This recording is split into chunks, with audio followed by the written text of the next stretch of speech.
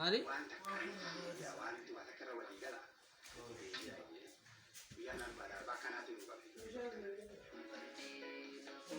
Kan ka corona kami ka di kan.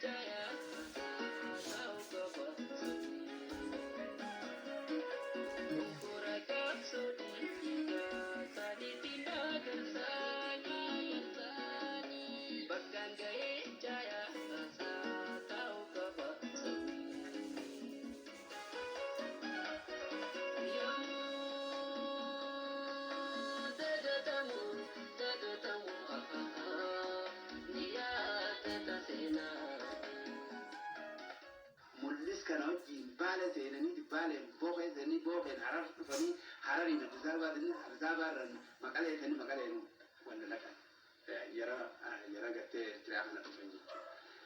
Jara Eertiraa bira hogguutu ammas hin taaneef isa jechuudha disheeti ka'ee wanna kute jechuudha. Soodaan dhaqee maatiin kun hoggaa soodaan dhaqu kun kophaa jechuudha.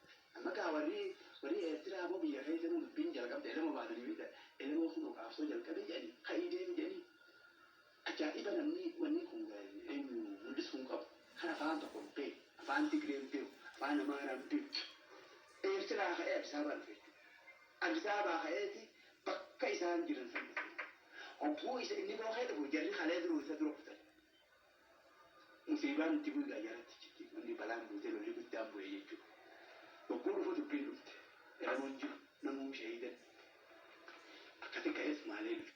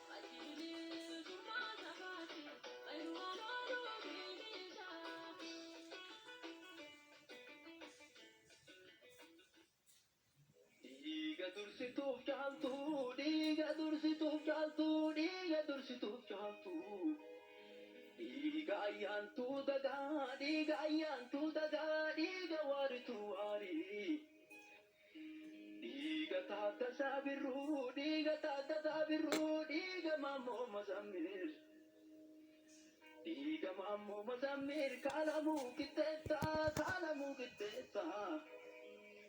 Fanjini kamne ta'e seenere saba keessa fanjini kamne ta'e seenere saba keessa. Manguddoo tulloota keenya qofaatu warri akka duratti jalqabarra dubbatanii dhoksaadhaan galgala ilmaan isaanitti himu. Yookaan nama gamaa ilaallatanii kan alagaatti diinaatti naggina keenya jira moo hin jiru jedhanii walitti himu. Akkasiin osoo hin dagalamin as ga'e malee seenaan isaatu akka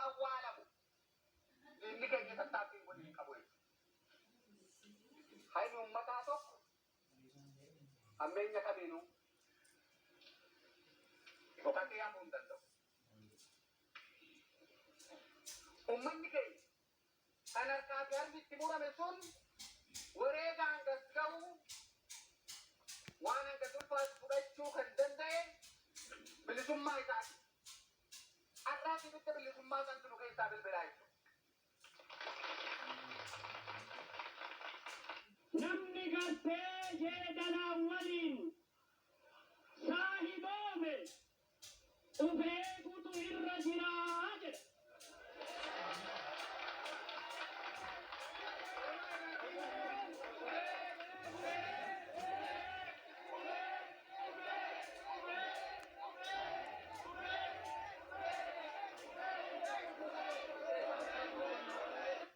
yoomillee kan eenyunuu dagatamuu hin qabne mirgee fi kan kabachiifatu abbaa qofa ta'uu isaati.